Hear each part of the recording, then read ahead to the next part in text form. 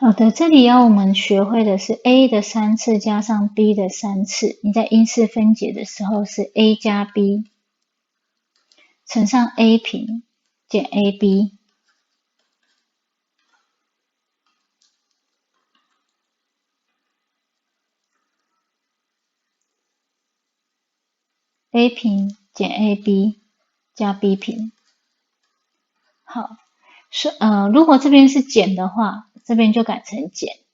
然后这边就改成加。好，那我们来看题目，这是不是3的 x 的3次，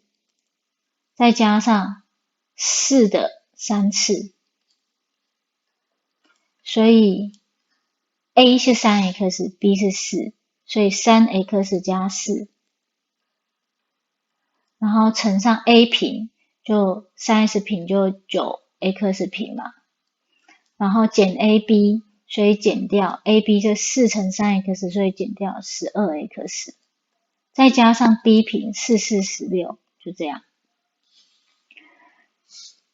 那这个后面就没有办法再分解了，所以答案就停在这里就可以了，就是因式分解完了。好，那第二题呢，它是 x 的3次减掉1的3次嘛，所以这是 x 减1乘上 x 平再加上 x 加1，那后面这个已经没有办法再继续分解了，所以答案就到这里就结束咯。